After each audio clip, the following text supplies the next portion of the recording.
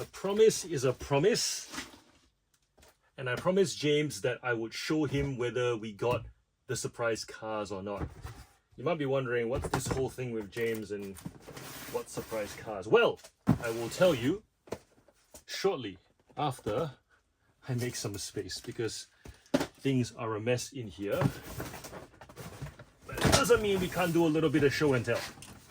So a little bit of background. There's a guy called James. His name is Flip4Fam on Instagram.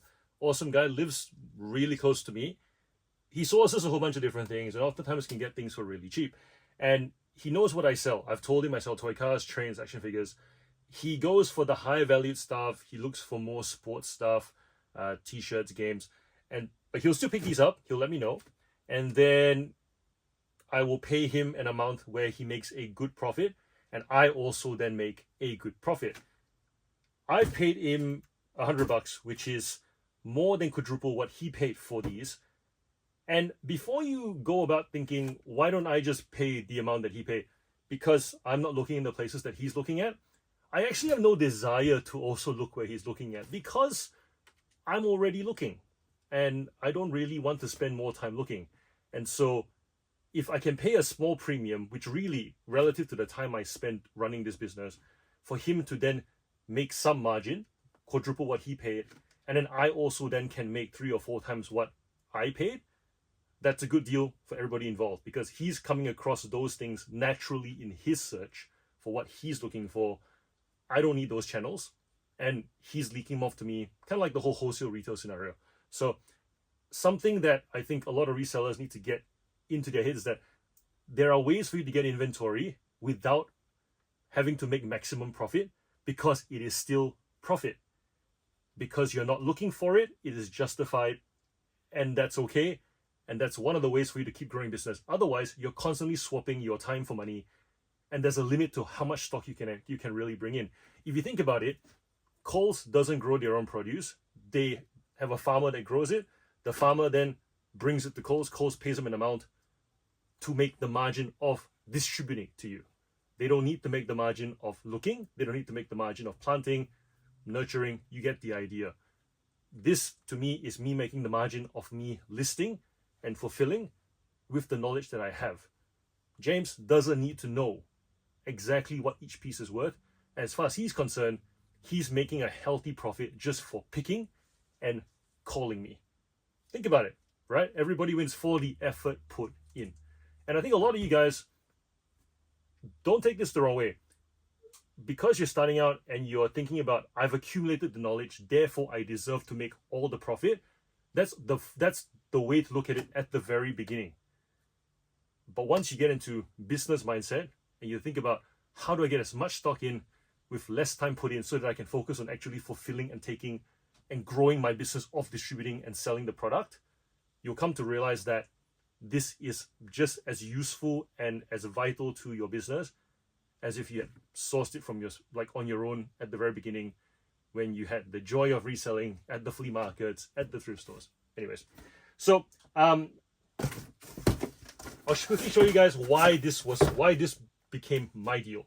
And James has actually sold brand new cars before, because it's easy. All the stuff's on there. It's easy to comp when something is new. When something is used, condition subjective, and oftentimes knowledge of the collector makes or breaks the deal. When he showed me this, I was like, dude, the cars are bent. He's like, yes, I know. And wink, wink. Yes, you're wanting me to take it. I get it. Yeah, this is very much an opener. So this wasn't going to survive storage. You saw how easily this car came out. This will go for $3, right? Something like that. Where shall we chuck these? I normally have a bin here, but at the moment I don't. So we shall put the cars in a different box, and then this can go back in this box, I guess. Be right back. Something like this, for example, you'll notice that the card art is very different. With most Hot Wheels cars, on the long card, they see the full car. On the short card, you don't see the full car. People who like to hang these things on the wall will usually have multiple short cards kind of stacked like that so that they can watch them in like the bubble. But in reality, if you're a long card collector, you're not displaying it. Where's another long card? You're not trying to display it. Ah, they're all short cards. Come on, give me a long card. Or is this the only long card there is? Surely not. Ah, a very short card heavy thing. Yeah, you're not trying to stack them up like so. Ah, I'll go on here. You're not doing this if you have the long cards. You're usually doing something like this or hanging them like that. And so, and especially on the premium cars and these are premium, you can tell by these words, real riders, metal on metal, as opposed to, in this case, metal and plastic on a plastic base.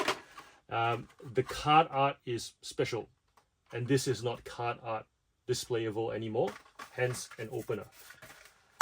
A lot of the guys who do sell Hot Wheels cars oftentimes will ignore a lot like this just because the condition isn't worth their time selling. And by that we mean not worth the effort comping, because having to figure out the condition, where it should sit, picking the wrong number. Yeah, one card's really fallen out. So yeah, so this is an opener. But you're here to find out with me whether the mystery cars add value to the lot. And those are these cars, literally called mystery model, if you can see that there. These packets you can only get in Aldi here, and I'm guessing different places elsewhere.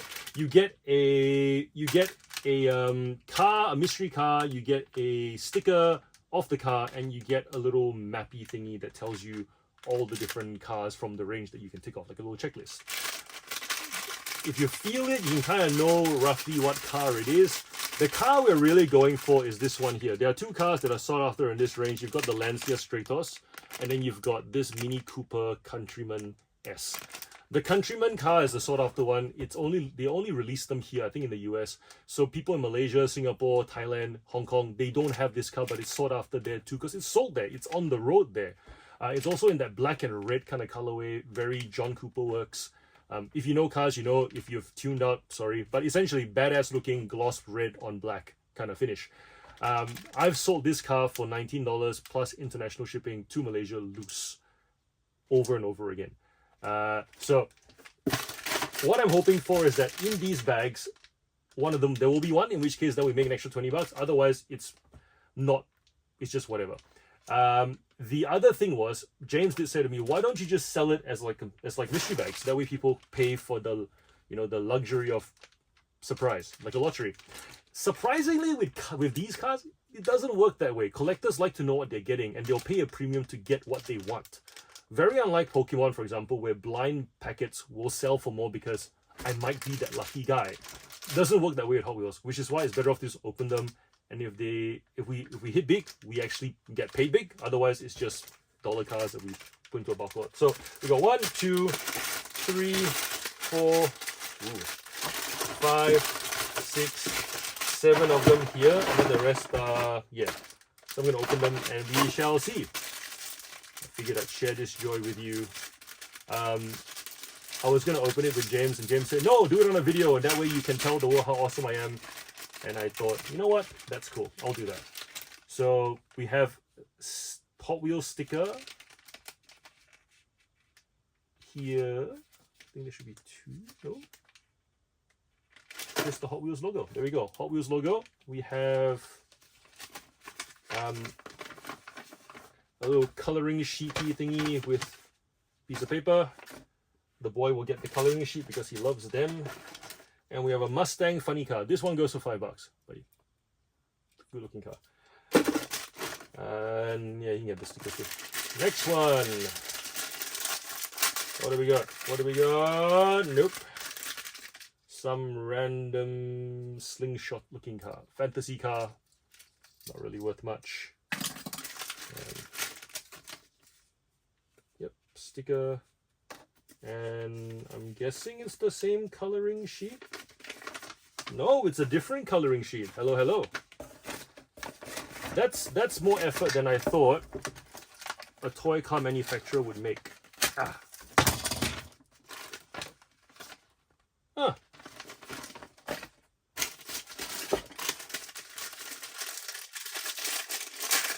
I've never actually opened these as a bunch. I've only opened them once or twice because I don't source for them. They very rarely turn up in bulk lots because most collections that I buy, new and used cars included, these have already been opened because the collectors don't know what they got. But yeah, I'm very much learning that you get a new car with each one. This one is a Fast Fish, also a fantasy car. The kid can have that. It's another sticker. Even the stickers are all different. Look at that. Pretty cool. I'm guessing these are targeted at kids with pencil cases. Stick them wherever. So yeah, Mini Cooper S Challenge. Then you got the Lancer straight off. So these two are the sought after cars there. The rest are like I mean, like the gotta go is just a toilet. Essentially, the back of that is a toilet and there's a truck in the front. Netflix actually have a series. All right, so it's randomly allocated. Then you got two of the same ones. So yeah, Netflix has a series called Hot Wheels Let's Race, and that's really increased the interest in toy cars.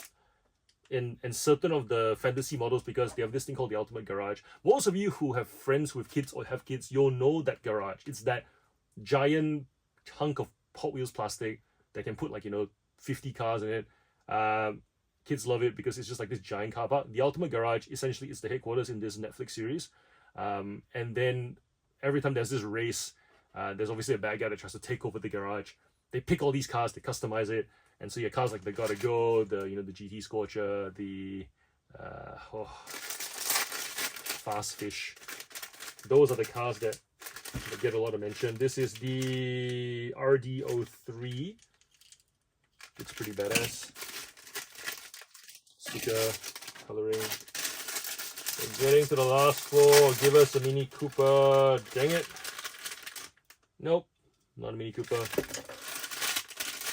But I will have a very happy kid because he's been watching the series and telling me, hey daddy, do you know this car? Do you know that car? I'm like, yes, I know them all, but we don't sell them because they're not sought after.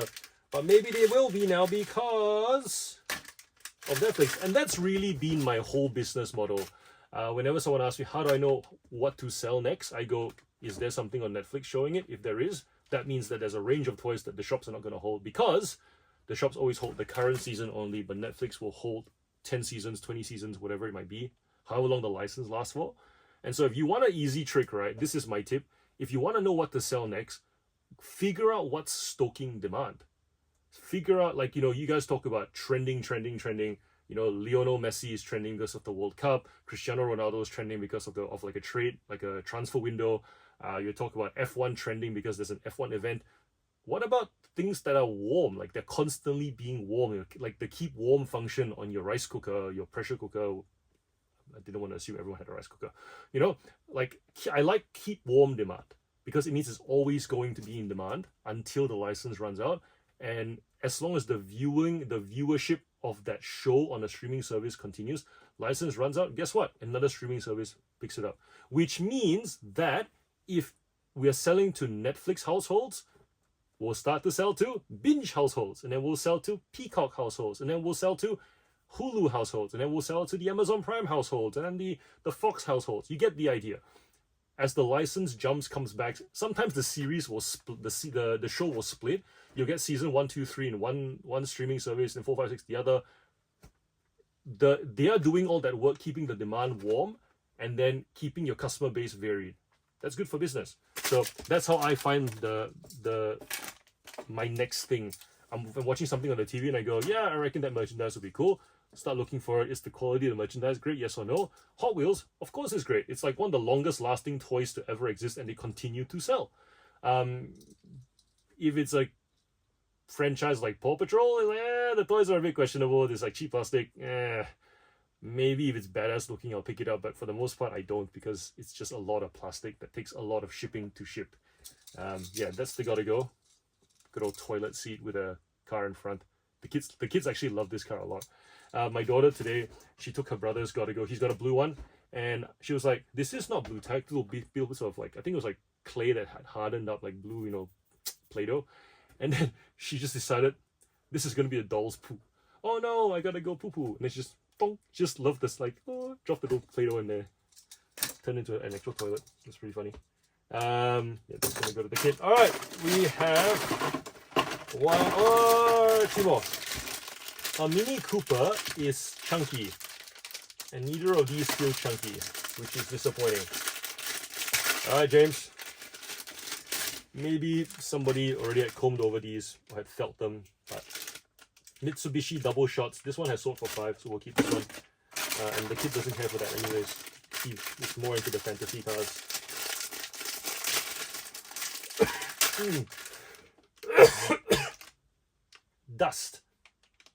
Dust from sorting through stock. Another toilet. You know what? Keep one, sell one. Okay, so that's that. What else do we got here? We have a couple of Mario Wild Wings. The Wild Wing is quite a popular card if you're into that. This is from 2020. So we're gonna pop them out, take the good photos, and then list them rather than keep them in the cart because the cart is crap anyways. Mario cars they're awfully detailed. These things sell for $7 at Kmart normally. Wild Wing should go for 10 to 15, I reckon, out of the packet anyways. Look at that. Like, even the paint looks pretty amazing. Even got the colored, the quad tailpipes in the back. This was only meant to be a short segment in between a what sold video heading into Christmas. But if you guys are still watching, cool. Thanks for being here, by the way. Also, consider becoming a channel member. $3.99 a month. Literally two $2 coins a month. What have you got to lose? So give it a go. Try it for a month. Let me know what you think. We got the Mark 8 Yoshi. Swell. We've got these rancheros, right? It's a really nice matte black, but the color scheme's a bit strange. This is gold and blue. I like it, not particularly everyone else's cup of tea. And really, the yellow windshield's a bit strange too. But that's what Hot Wheels does with special editions. There are these cars from the Checkmate series, and you'll see them like that. It says Checkmate. I'll rip the card out. But the idea being is you have a chessboard, you can have a rook, they've got pawns, queen, king. You can have a black and a white, and you can swap them around. And some kids have actually made full chessboards out of these. It's really clever, you know, the fact that Hot Wheels will make a range based on chess so that people will go hunt for specific pieces and must buy 2. Because if you want to have, you know, black and white, you have to have 2 of everything. And if you want the pawns, you're going to buy 16 of them. Brilliant. That's just clever marketing. Wario standard cart. Oh, I was gonna say, these guys, right? Like Wario. Okay, Wario is probably not a great example for what I was about to say. But Wario is like pretty much glued on. But Yoshi's head is just plastic on plastic. If I were to do this hard enough, his head will flick off. So if you guys ever do sell these and you sell them loose, please ship them in a box. Don't put them in a satchel. They will not survive the ride. Or do whatever you want. I'm not your mom. I can tell you what to do.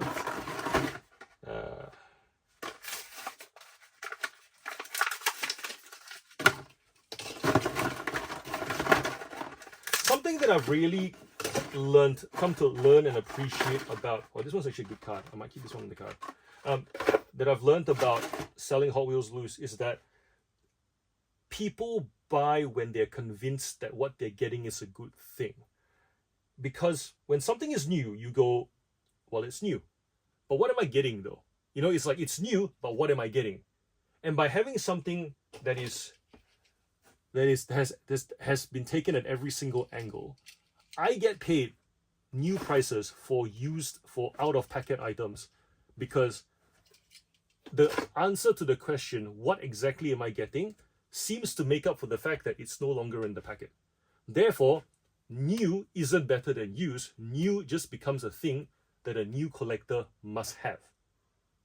Earlier we talked about displaying them, you know, with a bunch of cascading cards, or admiring the card art, right? That's a need. It's an OCD want, it's a requirement. That's just a need like everything else. It does not mean that new is always better than used. You get it? Like I've done this so many times. Thomas trains that are brand new condition, I get brand new prices for them, because you know exactly what you are getting, therefore you will pay for it. I cannot understate that. The number of times I see people not pick up stock because it's used pick up the item and go, what exactly am I getting and what will my buyer actually pay for this? My buyer, that's another thing. Who is your buyer? Do you know who your buyer is? If you don't know who your buyer is, you can't answer that question. But if you know exactly who your buyer is or exactly who your groups of buyers are, you'll immediately know where this slots into. Another plane. Hey, Baby Mario. Baby Mario.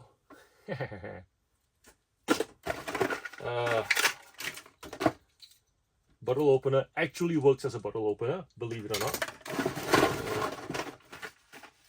Only annoying thing about it is, where do you put it without it rolling everywhere? I do wish it came with a magnet, but you know what? The fact that it's strong enough to open bottles, I think that's already good enough. Diddy Kong crack blister.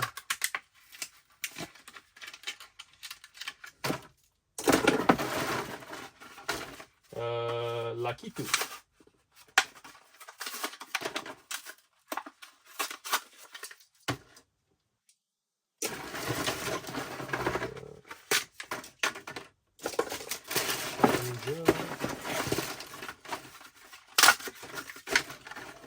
Isn't he cute?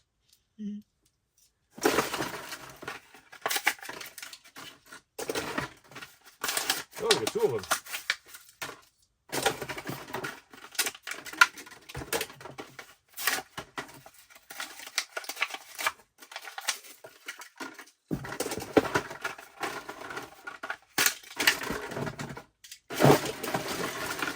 Yeah, most of these, the glue's already dried up. So it's not supposed to make this sound when you open. If it makes this sound, most collectors kick a fuss. Oh, you glued the card back on. It's not really on the card. I've had that comment being made before. There you go. That's the Knight from the Checkmate series. Howlin' Heat. Is it Howlin' Heat? No, Ratical Racer. Oh, this is the rat. It's meant to look like a rat. Do you see it? I don't. I see more of a dragon. Another Koopa Troopa. Koopa Troopa is such a cute thing to say. Koopa Troopa, Koopa Troopa.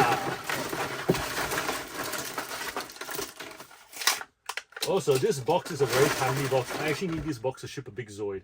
And so, when James gave it to me in this box, I was like, ooh, I actually need this box. I was saving having to hunt for a box, but the question is, does it fit in the box? I'll get rid of the crap and then we'll find out. Alright. The box and the Zoid. Does it fit? Ah, kinda. There's enough box to close. You know what? This is good enough. I'll probably have to just bend this a little bit. And it should close. And then we'll just a bunch of tape. You know what? Good enough. I'm happy with this because any other box that I had was going to be too wide and too big. This is going to Canada. This sold for $700. I do not understand model kit buyers. I really don't. But I will happily take their money because clearly they're willing to part with it for model kits. Cool. Time to sort through the rest of the stuff we picked up today, sourcing, and then take some photos.